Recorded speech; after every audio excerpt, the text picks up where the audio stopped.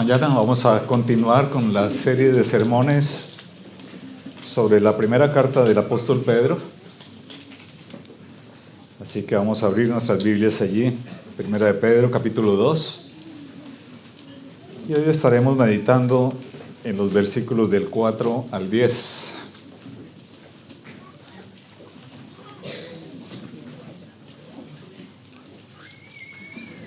Dice así la palabra del Señor. Acercándoos a Él, piedra viva, desechada ciertamente por los hombres, mas para Dios escogida y preciosa. Vosotros también, como piedras vivas, sed edificados como casa espiritual y sacerdocio santo, para ofrecer sacrificios espirituales aceptables a Dios por medio de Jesucristo. Por lo cual también contiene la Escritura: He aquí, pongo en Sión la principal piedra del ángulo, escogida, preciosa, y el que creyere en él no será avergonzado. Para vosotros, pues, los que creéis, él es precioso. Pero para los que no creen, la piedra que los edificadores desecharon ha venido a ser la cabeza del ángulo, y piedra de tropiezo y roca que hace caer, porque tropiezan en la palabra siendo desobedientes, a lo cual fueron también destinados.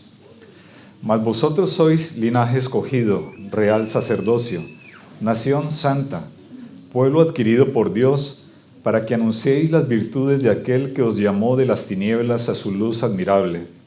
Vosotros que en otro tiempo no erais pueblo, pero que ahora sois pueblo de Dios, que en otro tiempo no habíais alcanzado misericordia, pero ahora habéis alcanzado misericordia. Está aquí la palabra del Señor. Amén. Vamos a orar, hermanos. Padre, nos acercamos a tu palabra con reverencia, con respeto, porque es tu palabra, Señor. Y queremos, Señor, rogarte que en tu misericordia tú la uses para tratar con nuestros corazones según tu perfecta y santa voluntad, por el poder de tu Espíritu Santo. Te rogamos, Señor, que nos ayudes a estar muy atentos a lo que tú nos quieres enseñar hoy. Oh Padre, y que pongas la capacidad de obedecer tu palabra, mostrando así que te amamos y que eres tú, Señor, lo más importante de nuestra vida. Te lo rogamos en el nombre de Cristo, nuestro Salvador. Amén. Creo que todos nosotros hemos tenido que ver alguna vez con la compra de seguros, ¿verdad? Los que tienen coche, pues tienen que comprar el seguro de coche. Los que tienen casa hipotecada también tienen que pagar su hipoteca, su seguro de vida.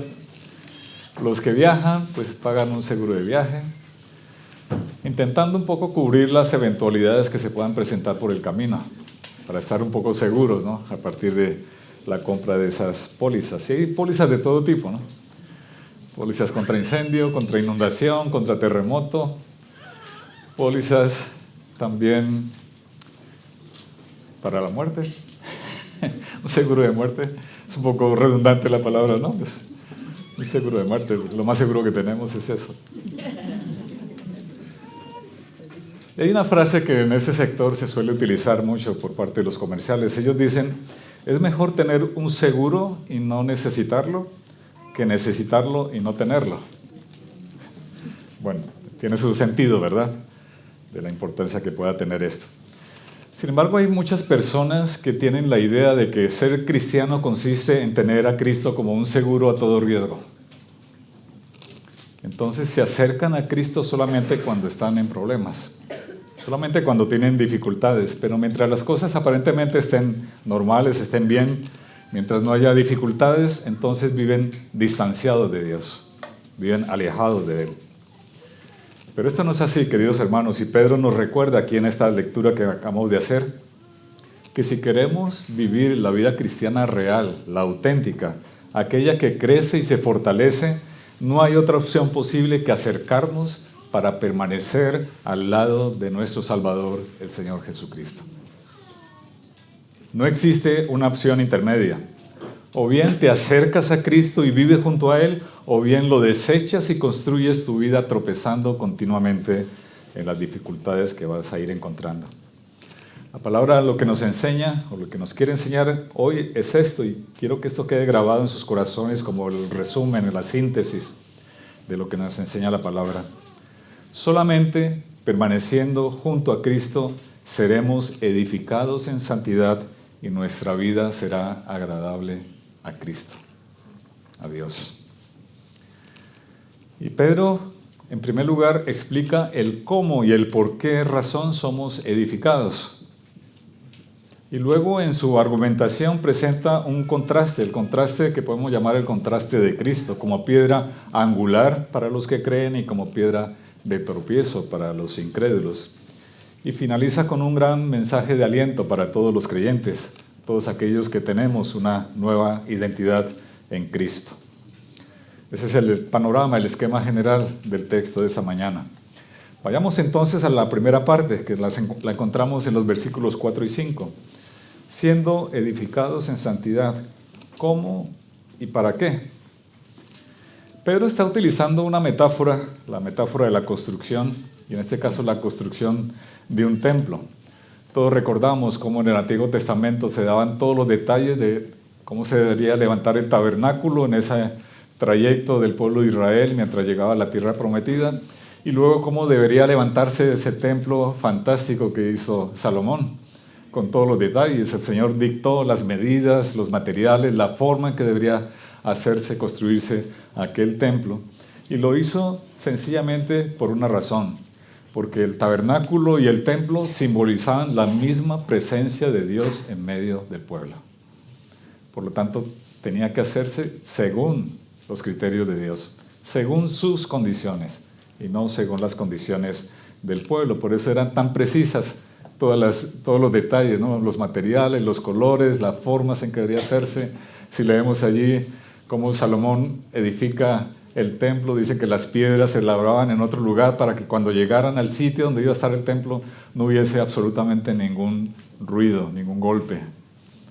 Todo era perfecto, como se levantaba el templo. Así que Pedro está utilizando esa metáfora de la construcción de un templo.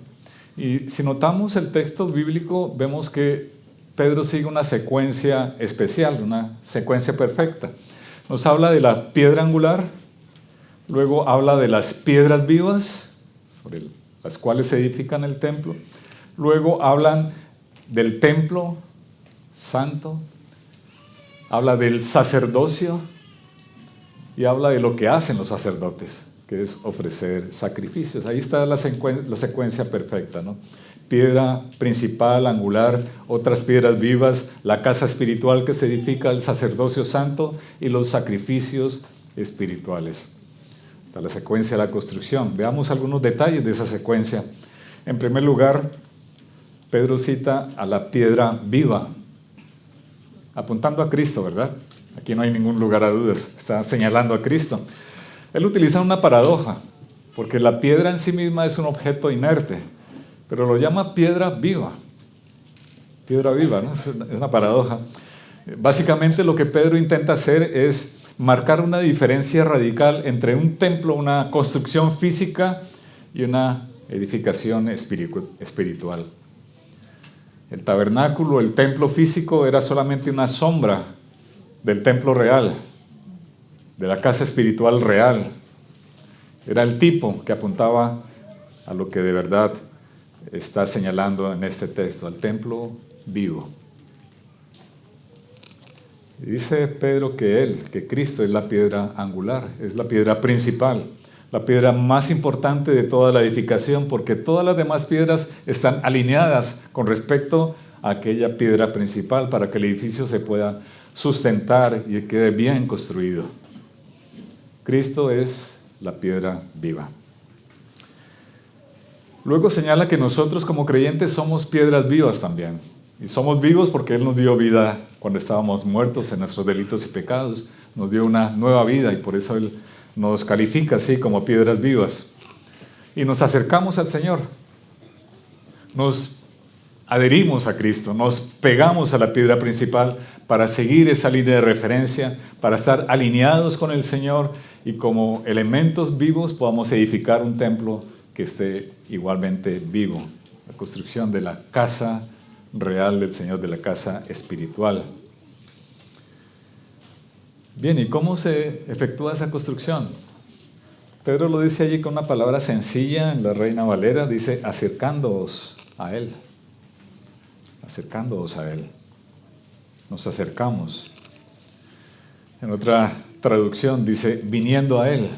Pero la palabra original griega tiene una connotación particular. Y es que nos acercamos a Él para permanecer en Él.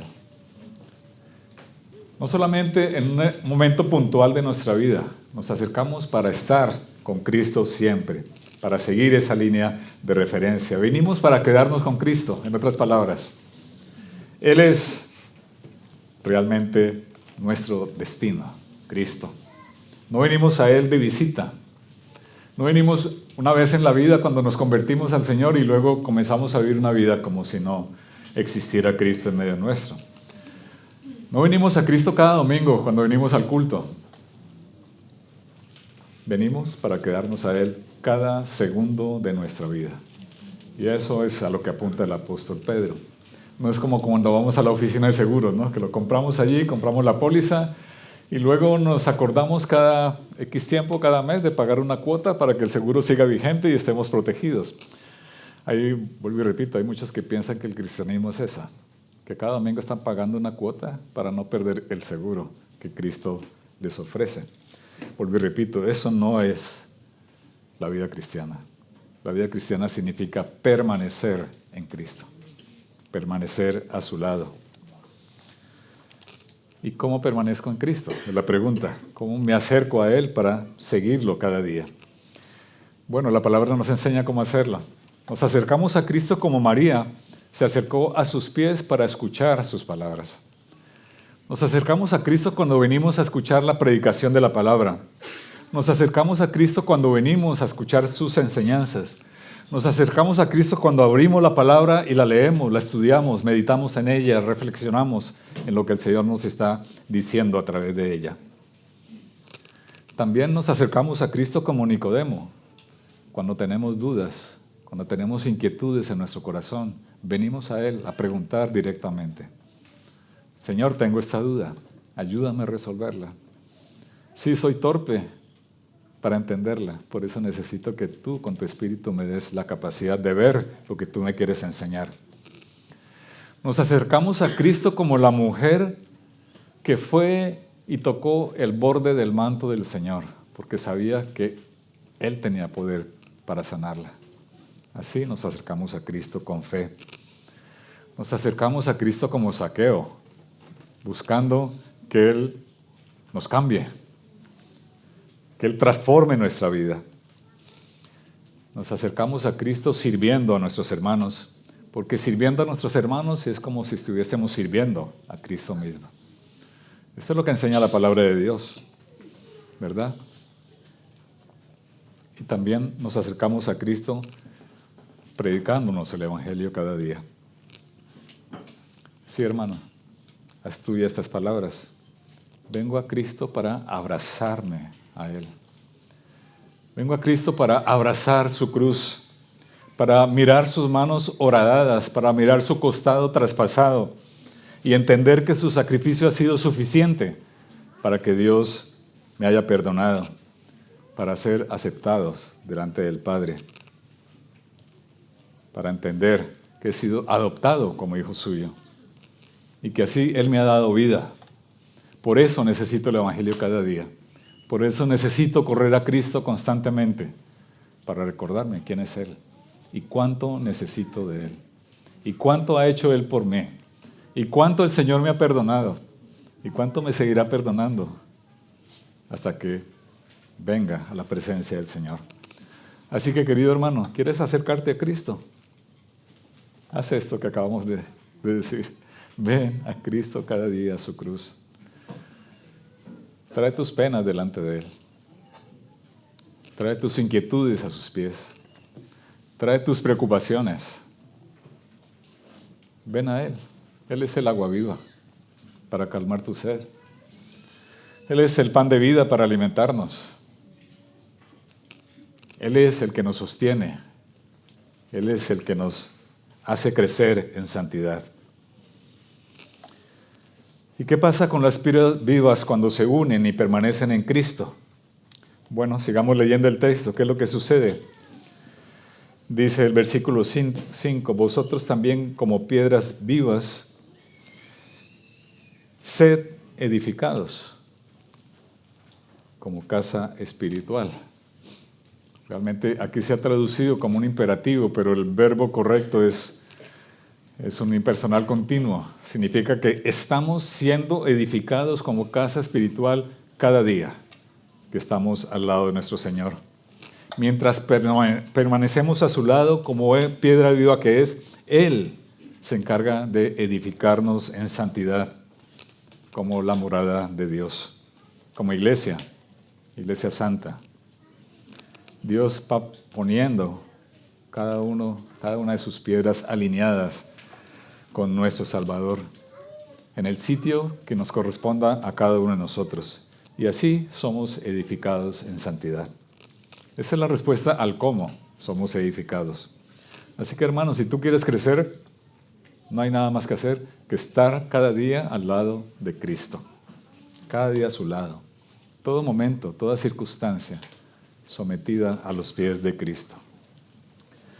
Luego sigue agregando el apóstol Pedro, hablando del sacerdocio santo. Todo cristiano auténtico es un sacerdote.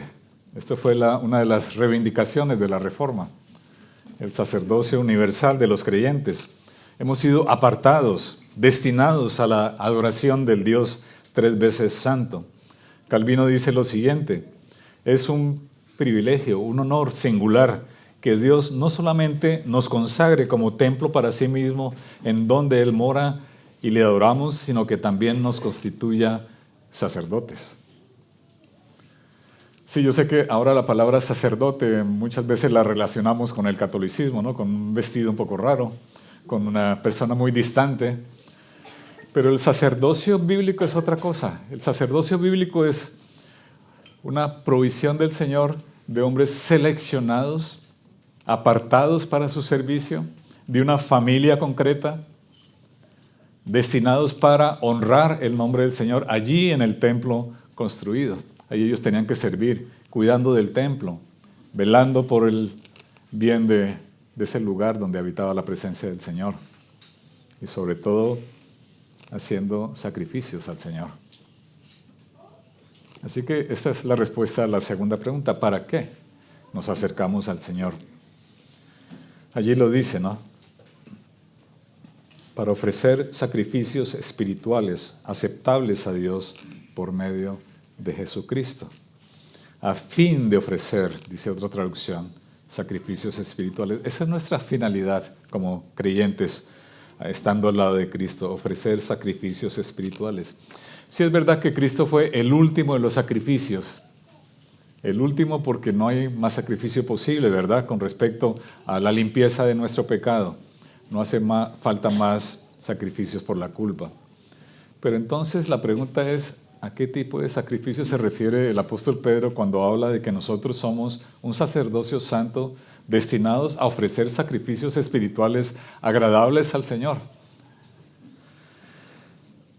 Evidentemente la respuesta a esta pregunta tenemos que buscarla en la propia palabra del Señor. Y voy a referirme a algunos textos que hablan explícitamente sobre lo que significa sacrificios vivos, agradables, aceptables al Señor. Vamos allá a Romanos capítulo 12, versículo 1.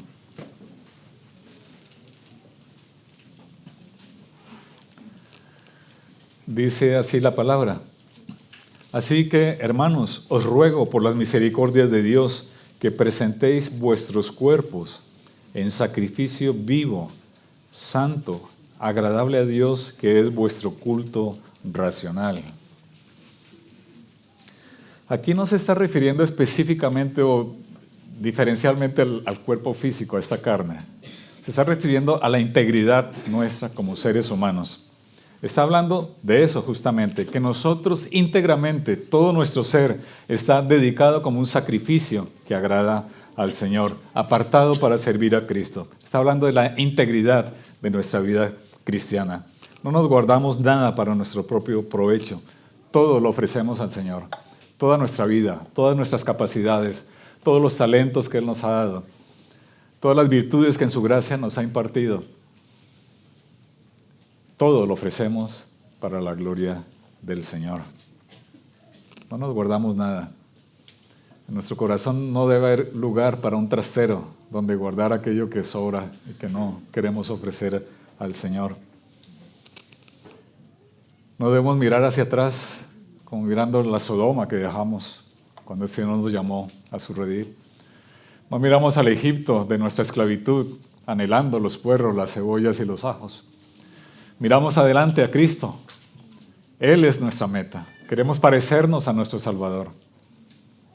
Por eso ofrecemos todo nuestro ser para su gloria, como un sacrificio santo, agradable a nuestro Señor.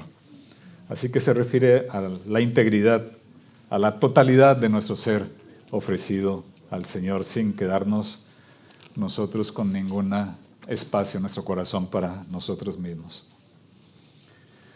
Vamos a Hebreos, capítulo 13, versículo 15.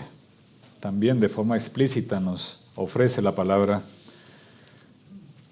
una pista más de lo que significa ofrecer sacrificios espirituales. Dice, así que ofrezcamos siempre a Dios por medio de Él sacrificio de alabanza, es decir, fruto de labios que confiesen su nombre. La alabanza a Dios. ¿Qué significa alabar? Significa hablar bien de alguien, ¿verdad? Cuando tú alabas a tu hijo, ¿qué estás haciendo? No estás contando a otras personas las imperfecciones que sabes que tiene tu hijo, ¿verdad? Le estás alabando, estás contando las cosas buenas. Así es, cuando alabamos al Señor es porque estamos hablando bien de quién es nuestro Salvador. Lo hacemos evidentemente a través de los cánticos, tal como lo acabamos de hacer, alabando al Señor, reconociendo su grandeza, reconociendo que Él nos ha sacado de donde nos encontrábamos para ponernos como piedras vivas en su templo, cantando las virtudes y la obra de Cristo. Pero además de los cánticos, también lo hacemos en nuestras conversaciones cotidianas. No es solamente cuando cantamos, es cuando hablamos con nuestros hermanos, es cuando hablamos con nuestros hijos, cuando nos encontramos con los vecinos, con nuestros compañeros de trabajo, con nuestro jefe. Allí también alabemos al Señor, hablemos bien de Cristo. No con bibliazos. Siempre lo digo, ¿no? Que a veces vamos con versículos allí dándole golpes a la gente. No, con nuestro testimonio de vida. Hablando cómo el Señor nos ha transformado y cómo sigue cambiando nuestro corazón. Hablando bien de nuestro Salvador. También en nuestras redes sociales. Lo que escribimos allí en WhatsApp, en Facebook, en Instagram. Esas frases que construimos, ¿hablan bien de Cristo? ¿O la usas para tú proyectar tu personalidad? Para hablar bien de ti. Aprovecha las redes sociales para hablar cómo el Señor te está cambiando. Alaba al Señor a través de las redes sociales. Confiesa su nombre en todo lugar. Así hablas bien del Señor. Lo contrario son las quejas, las murmuraciones, las palabrotas, los gritos. ¿O tú crees que cuando respondes ásperamente a tu esposa, a tus hijos con gritos, estás alabando a Dios de esa manera?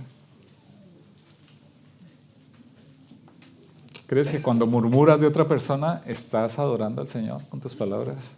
¿Verdad que no? Eso es a lo que se refiere aquí el autor a los Hebreos. Que nuestras palabras alaben al Señor. Hablen bien de Dios. Un versículo más adelante, el 13:16, dice, y de hacer bien y de la ayuda mutua, no os olvidéis, porque de tales sacrificios se agrada a Dios. Otra vez está hablando explícitamente de qué sacrificios son los que agradan al Señor. Y aquí se refiere de hacer el bien a los demás. Si cada vez que tú sirves a tu hermano, estás honrando el nombre del Señor y estás ofreciendo sacrificios al Señor. Aun cuando te cueste incomodidad, aun cuando te cueste abandonar lo que llaman ahora la zona de confort, para servir a tu hermano, para ayudarle en sus necesidades. Así, de esa manera, sirves al Señor, lo alabas, lo glorificas. y ofrece sacrificios agradables a nuestro Dios. Luego en Filipenses 4:18 dice lo siguiente, el apóstol Pablo: pero todo lo he recibido y tengo abundancia. Estoy lleno, habiendo recibido de Epafrodito lo que enviasteis, olor fragante, sacrificio acepto, agradable a Dios. Otra vez, de manera explícita, está hablando de qué es agradable al Señor. Y aquí se está refiriendo al cuidado especial por aquellos que sirven en el frente de batalla del cristianismo, los misioneros, todos aquellos que están entregando su vida para anunciar el Evangelio, orando por ellos, velando por su bienestar, cuidándolos en medio de las dificultades, porque igual son seres humanos, débiles, que necesitan el apoyo nuestro, el apoyo de la iglesia, cuidando de ellos. Eso es un sacrificio que alaba al Señor. Luego en Apocalipsis 8:4 dice: y de la mano del ángel subió a la presencia de Dios el humo del incienso con las oraciones de los santos. Sí, hermano, también ofrecemos sacrificios al Señor cuando nos postramos de rodillas delante de Él y buscamos su rostro en nuestras oraciones. Cuando detenemos en el agite del día a día para dedicar tiempo de oración al Señor, reconociendo nuestra gran necesidad que tenemos de Él, reconociendo que no nos valemos por nosotros mismos, reconociendo y dando gracias por cada detalle que el Señor ha tenido hacia nosotros para cuidarnos, para velar por nuestro bien. Allí, de rodillas delante del Señor, ofrecemos sacrificios que son olor fragante para nuestro Salvador, para nuestro Señor. Y también en Romanos 15:16 dice el apóstol: para ser ministro de Jesucristo a los gentiles, ministrando el evangelio de Dios, para que los gentiles les sean ofrenda agradable, santificada por el Espíritu Santo. Sí, yo sé, y lo hemos dicho muchísimas veces, que nosotros no somos capaces de convertir absolutamente a nadie. Es el Espíritu del Señor el que convierte. Pero Él usa medios como nosotros para llevar el mensaje del Evangelio a las personas. Y Pablo lo que nos está diciendo aquí es que cuando nosotros anunciamos el Evangelio y esa persona es convertida por el poder del Espíritu Santo, esa conversión es un sacrificio de nuestra parte al Señor que para Él le resulta agradable. Honra el nombre del Señor cada vez que tú hablas de Cristo. Cada vez que hablas del Evangelio de nuestro Salvador, cada vez que llevas esas buenas noticias que un día llegaron también a nuestros oídos y a nuestro corazón para transformarnos como Él lo ha hecho y como lo sigue haciendo. Sí, hermanos, predicar el Evangelio es una forma de ofrecer sacrificios espirituales aceptables a Dios por medio de Jesucristo. Estas son las verdades que encontramos específicamente en la palabra del Señor. Yo estoy seguro que no es una lista exhaustiva, pero al menos en estos encontramos explícitamente la relación entre lo que hacemos y el sacrificio agradable al Señor. Para eso el Señor nos constituyó sacerdotes, no para llevar un alzacuellos, para adorar al Señor, para ofrecer sacrificios que pongan en alto el nombre de nuestro Salvador. Luego Pedro hace una argumentación muy interesante. Presenta un gran contraste de Cristo. Presenta a Cristo como piedra angular para el creyente y piedra de tropiezo para el incrédulo. Allí lo encontramos, los versículos 6 al 8. Dice: por lo cual también contiene la Escritura: y aquí pongo en Sión la principal piedra del ángulo, escogida, preciosa, y el que creyere en él no será avergonzado. Para vosotros, pues, los que creéis, él es precioso. Pero para los que no creen, ahí está la otra parte del contraste.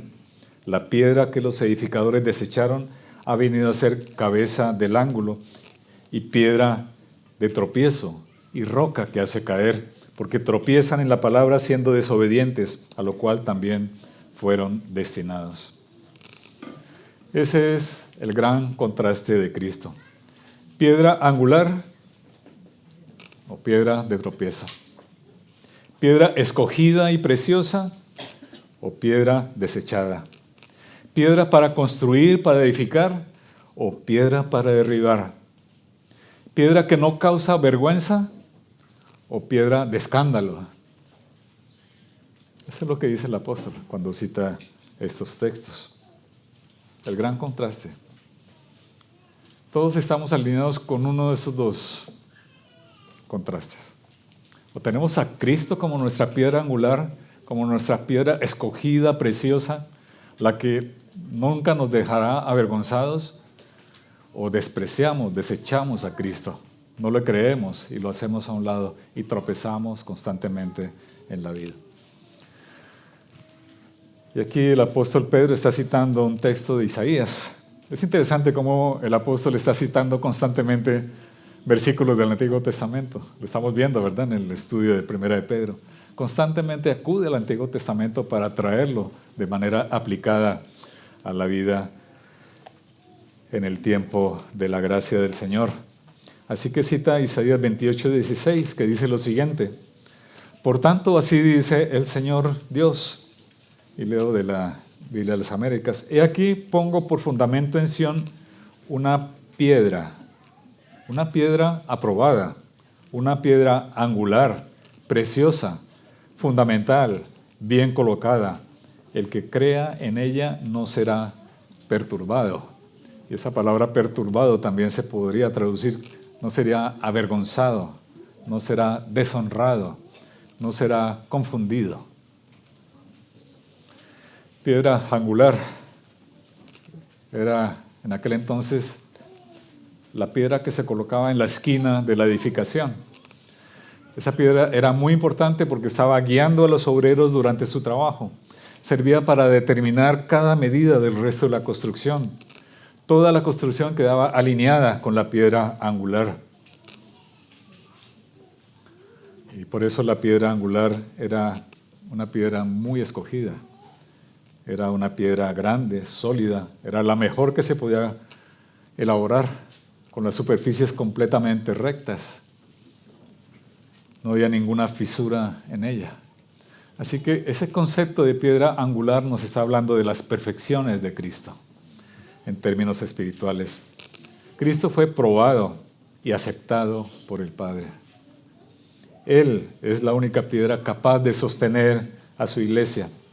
Por eso nosotros, los que creemos, no seremos avergonzados, no seremos deshonrados, no seremos confundidos. Hace unos cuantos meses hubo un incendio en un edificio en Valencia, lo recordaréis. El edificio en pocas horas quedó hecho escombros. No quedó absolutamente nada que valiera la pena. En pocas horas. La promotora de ese edificio había desaparecido ya hacía unos años. Pero los hombres que firmaron los planos, los que vendieron los materiales, aún siguen por ahí. Pero estoy absolutamente convencido de que dentro de su currículum borraron ese edificio, porque es un elemento de vergüenza para ellos, de deshonra para su profesión. Un edificio que no soportó. Pero Cristo con nosotros no hace eso. Podemos presentar las credenciales de Cristo, porque Él va a honrar a los que creemos en Él. Cristo honrará nuestra unidad, nuestra unión con Él. Así que pongámoslo en primer lugar en nuestro currículo. Somos cristianos, transformados por el Señor. Tenemos una fe salvadora en nuestro Señor. Así que, hermanos, esta afirmación de que Cristo honra nuestra unión con Él debe fortalecernos como creyentes, debe animarnos a confiar cada día más en el Señor, a confiar cada día más en Cristo, en medio de un mundo que es absolutamente hostil al Señor, que lo rechaza constantemente. Sabemos que Él un día va a reivindicar su propio nombre y nosotros, al estar unidos a Él, también seremos reivindicados por Él. La segunda parte del versículo 7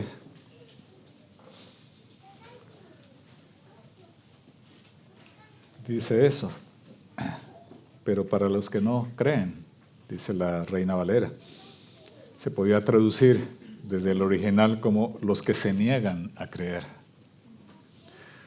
No son los ignorantes que no han escuchado el Evangelio y tienen quizás como excusa, que tampoco lo es, pero no, son aquellos que se niegan, que han escuchado de Cristo, que saben quién es Él, que se les ha anunciado el Evangelio, que lo conocen incluso por la creación, saben que hay un Dios poderoso, pero se niegan a humillarse delante de Él. A estas personas se refieren, los que se niegan a creer, los que no quieren ser persuadidos por la palabra de Dios. Y ahí está la gran fuerza del contraste que nos presenta Pedro, de lo que está hablando. Los que creemos por la gracia, porque el Señor ha transformado nuestro corazón, y aquellos que tienen su corazón endurecido y sus oídos cerrados a la palabra del Señor. Se niegan a creer. Y Pedro cita enseguida el Salmo 118, 22. Ya lo había citado antes, cuando se estaba dirigiendo al concilio, allí en Hechos 4:11. Recordaréis que Pedro y Juan fueron tomados prisioneros porque había sanado a un paralítico en el templo. Lo llevaron allí delante del concilio a acusarlo. Y Pedro suelta esta frase: este Jesús es la piedra reprobada por vosotros los edificadores, la cual ha venido a ser cabeza del ángulo.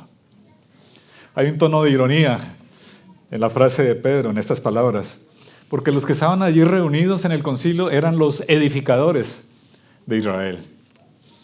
Sí, eran los gobernadores, los ancianos, los escribas, los que se suponen conocían perfectamente la palabra del Señor, porque no solamente la leían, sino que la escribían, la copiaban para otros. Estaba el sumo sacerdote, la familia del sumo sacerdote, todo ello hacía parte del concilio.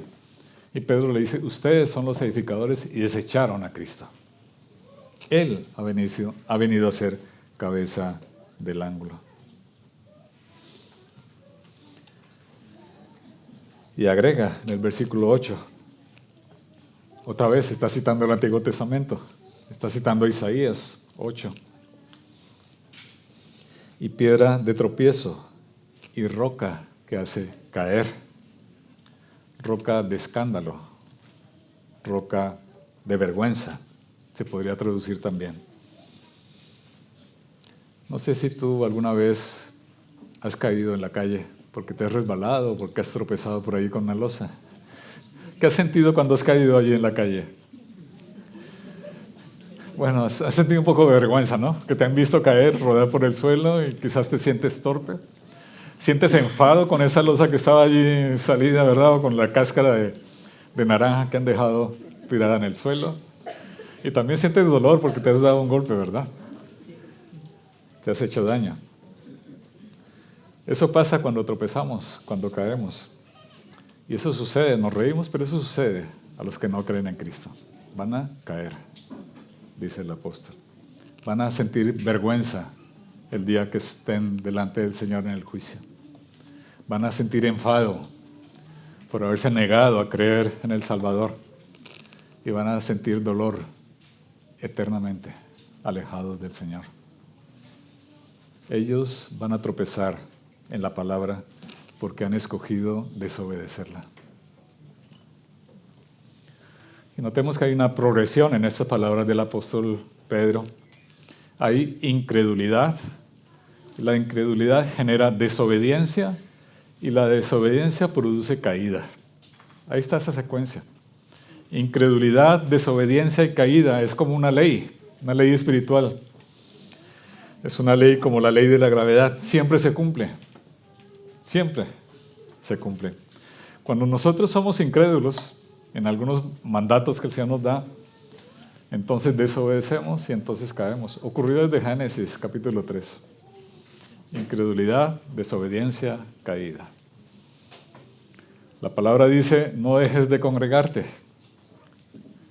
Tú no le crees al Señor, le desobedeces y caes, porque tu corazón, cuando no se congrega, cuando no te congregas con la iglesia, tu corazón se endurece y pronto te ves alejado de Cristo y no cercano a Él. La palabra nos dice a los padres: mira, tienes que educar a tus hijos desde temprana edad, corregirlo. Él nace desobediente. Él nace rebelde, así que lo que tú tienes que enseñarle es obediencia. Y tú dices, bueno, la sociedad me dice otra cosa, ¿no? Que si yo lo corrijo, entonces estoy causándole frustración. Más bien hay que dejarlo que el día de mañana él escoja su camino. Eso es lo que dice el mundo hoy. Así que si no creemos a la palabra, somos desobedientes y el día de mañana, cuando ese niño tenga 14, 15 años, vas a ver la caída, la rebeldía manifestada en ese corazón. La palabra del Señor te dice a los jóvenes, me refiero ahora, no te unas en yugo desigual con los incrédulos. Porque ¿qué comunión hay entre el incrédulo y el creyente? Y te dices, bueno, eso era en la antigüedad, aquí a este yo lo voy a convertir. Y entonces, ¿eres incrédulo en lo que el Señor dice? Te unes a aquella persona en desobediencia y vienen las lágrimas y los dolores el día de mañana. Es una ley, hermanos, siempre se cumple. Incredulidad, desobediencia y caída. Aquí, evidentemente, el Señor se está refiriendo a la mayor de las incredulidades, a no creer en Cristo. Aquellos que no creen en la piedra angular, en la piedra escogida y preciosa, para ellos Cristo es una piedra de tropiezo. Y ese término que utiliza allí se está refiriendo al juicio de Dios. Sí, el Evangelio del Señor es salvación para los que creen, pero es juicio para los que no creen. Ese es el Evangelio, hermanos. Así que ningún incrédulo debe pensar que su obstinada incredulidad lo va a librar de Dios. Por más incrédulo que seas, Dios sigue estando sentado en su trono. Y Dios un día va a juzgar tu corazón. Aun cuando tú te niegues a creer en Él, no te podrás escapar del Evangelio. No te podrás escapar del juicio del Señor. No te podrás escapar de un Dios que es soberano, sobre todo. Cristo será la piedra de tropiezo. Así que si es tu caso, ruega al Señor que cambie tu corazón de piedra y ponga un corazón que crea en Él. Porque no te librarás de Dios, Señor, por más incrédulo que seas. Nos acercamos entonces a la última sección del texto de esta mañana. Recordemos que Pedro está escribiendo a los creyentes de Asia Menor. Ellos como minoría estaban experimentando el rechazo y la hostilidad de los demás. Estaban recibiendo ese rechazo de parte de los griegos con su intelectualidad, ¿no?, que caracteriza a los griegos, o del poder que tenían los romanos, el poder político, el poder militar. Ellos allí en medio de los griegos y de los romanos estaban recibiendo esa hostilidad, sentían el rechazo. Por eso Pedro quiere animarlos. Les dice que ellos son piedras vivas, que están siendo edificados para ser receptores de ese gran privilegio de ser sacerdotes santos del Señor. Así que si tú eres un cristiano que te sientes extraño en este mundo, que sientes el rechazo, la hostilidad de los incrédulos por tus convicciones, por tu confesión de fe, experimentas quizás la burla de tus compañeros, el menosprecio de aquellos. Si te sientes fuera de lugar en este mundo, esas palabras del Señor son para ti, querido hermano, para animarte, para consolarte. Y quisiera leer un poquito desde atrás, desde el versículo 8. Dice otra vez, lo repito, para los que no creen, la piedra que los edificadores desecharon ha venido a ser cabeza del ángulo y piedra de tropiezo y roca que hace caer, porque tropiezan en la palabra siendo desobedientes, a lo cual fueron también destinados. Pero vosotros, qué bueno ese pero que aparece allí, ¿no? Y ahí otra vez el contraste, ¿no? Los incrédulos, los que tropiezan en la palabra, aquellos que están destinados a tropezar por su incredulidad, y los creyentes. Y aquí Pedro se dirige a los creyentes en esos dos versículos, versículos 9 al 10. Pero vosotros sois linaje escogido, real sacerdocio, nación santa, pueblo adquirido por Dios para que anunciéis las virtudes de aquel que os llamó de las tinieblas a la luz admirable. Vosotros, sí, vosotros, que en otro tiempo no erais pueblo, pero que ahora sois pueblo de Dios, que en otro tiempo no habíais alcanzado las misericordias, pero ahora habéis alcanzado la misericordia de Dios. Qué palabras, ¿verdad, hermanos? Este versículo hay que subrayarlo en la Biblia, hermanos. Hay que subrayarlo. No sé vosotros, hermanos, pero cuando leo este pasaje es como si escuchara un cántico celestial de Dios. Como si Dios me estuviera cantando el alma. Es un cántico del Señor por su amada iglesia. Es una sinfonía que va increciendo, que va aumentando de intensidad en cada calificativo que agrega a la iglesia. Sois linaje escogido, sois una raza escogida. Sois real sacerdocio. Sois un pueblo adquirido por Dios. Eso somos para el Señor. Para que anunciemos las virtudes de Cristo. ¿No le suena la melodía del Señor ahí en los oídos? Es preciosa. Habla del linaje, de la raza escogida. Sí, hermanos, tenemos un antepasado común, se llama Jesucristo. Su sangre corre por nuestras venas espirituales. Por eso somos una raza escogida. Él nos escogió para estar emparentados como hermanos a través de su sangre, la sangre de nuestro Salvador. Tenemos un mismo Padre y un mismo Espíritu, el Espíritu de Dios. Hace unos días llegó una foto de una amiga que estaba paseando. Ella fue con son 4 hermanas más, o sea, son 5 hermanas, 5 chicas. Cuando vi la foto no pude reconocer quién era la amiga, porque todas las demás eran exactamente iguales. Y dije, ¿pero quién es aquella? Eran tan parecidas físicamente porque comparten el mismo ADN, vienen del mismo padre, de la misma madre. Sí, yo sé que aquí somos muy diferentes, venimos de contextos diferentes, nuestro pasado es diferente, nuestro color de piel es diferente, nuestra nacionalidad es diferente, pero somos iguales. Tenemos el mismo ADN, el ADN del Señor Jesucristo, porque Él nos ha adoptado como hijos suyos. Por eso nos llamamos hermanos. Por eso puedo abrazar a cualquiera de vosotros y decir hermano. Porque Cristo nos salvó y nos adoptó. Somos familia de Dios. Qué bueno, ¿verdad?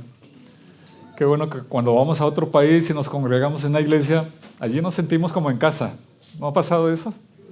Allí nos sentimos familiares, son nuestros hermanos. Aun cuando nunca los haya visto en la vida, nos reconocemos como hermanos. Y es un enorme privilegio que tenemos nosotros de ser esa raza escogida. También dice real sacerdocio. Ya hemos hablado del sacerdocio santo, pero ahora le agrega un calificativo más. Somos real sacerdocio.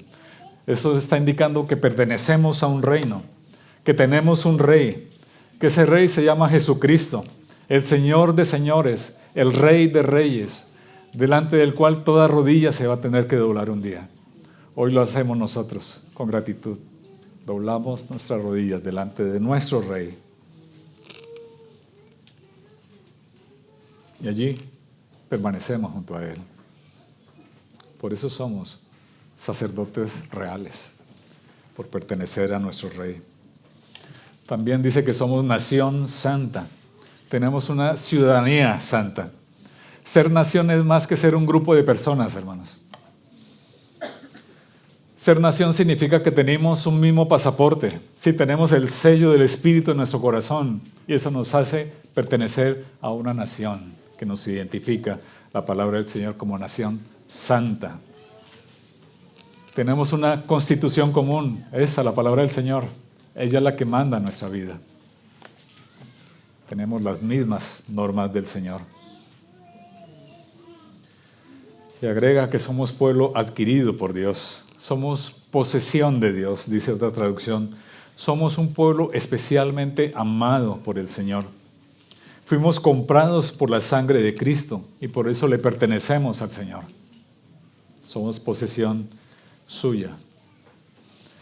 Hermanos, esa es la letra de esta melodía del Señor, de esa canción que el Señor canta a su amada iglesia. Esas son las 4 características especiales de la iglesia que tienen un denominador común. Ese denominador común es la obra de Cristo en nuestros corazones. Dice Apocalipsis capítulo 1, versículos 5 y 6. Al que nos amó y nos lavó de nuestros pecados con su sangre y nos hizo reyes y sacerdotes para Dios su Padre. A Él sea el imperio y la gloria por los siglos de los siglos. Amén. Él, queridos hermanos, es el que hace posible que seamos una raza escogida, un sacerdocio real, una nación santa y un pueblo adquirido para Él, comprado, redimido allí en la cruz, donde Él pagó un precio para que hoy nosotros tengamos esa nueva identidad de la que hemos hablado y podamos escuchar esa preciosa canción de Dios y la sintamos nuestra, como si Dios estuviera susurrándonos al oído esa preciosa canción. Sí, queridos hermanos, nosotros, tú y yo, que en otro tiempo no éramos pueblo, pero que ahora somos pueblo de Dios, que en otro tiempo no habíamos alcanzado misericordia, pero ahora hemos alcanzado misericordia.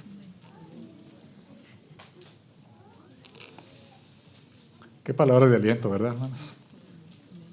Sí, yo sé que todos nos lamentamos de vivir en un mundo tan pecaminoso, que cada vez va rodando y rodando como una bola de nieve, acumulando y acumulando pecado, que ya a todo lo bueno se le llama malo y a lo malo se le llama bueno, que está predicando unas ideologías completamente contrarias a la palabra del Señor.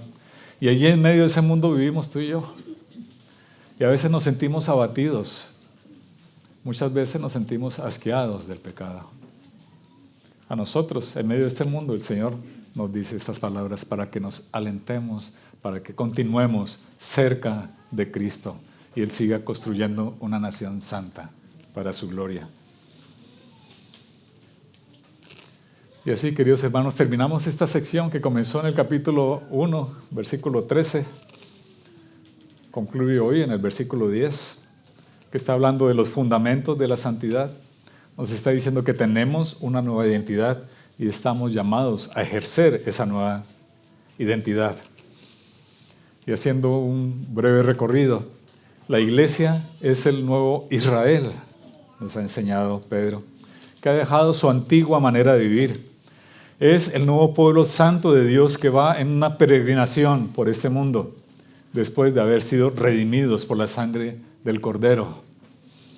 Estamos rememorando al pueblo de Israel en su salida de Egipto, ¿verdad? Por eso somos ese nuevo Israel. Es el pueblo del nuevo pacto que se alimenta de la palabra del Señor. Es el nuevo templo construido sobre la verdadera piedra angular que es Cristo.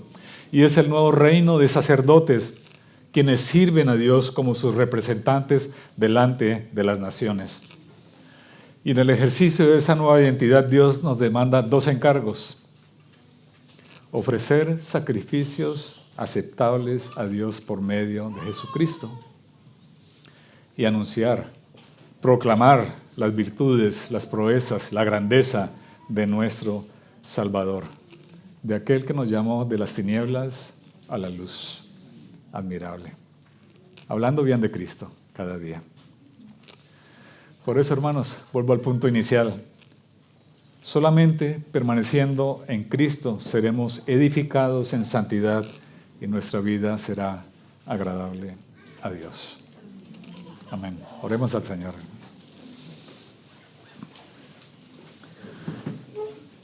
Padre, queremos darte gracias por tu amor infinito, por tu amor a toda prueba, por el amor con el cual nos has amado, aun cuando atrás andábamos en nuestros delitos y pecados.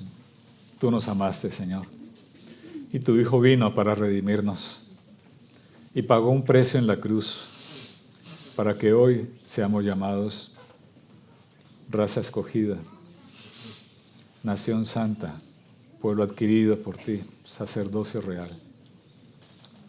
Gracias, Señor, por tus palabras de aliento y de ánimo. Y gracias, Señor, porque tenemos una esperanza gloriosa de que un día tu Hijo volverá por nosotros.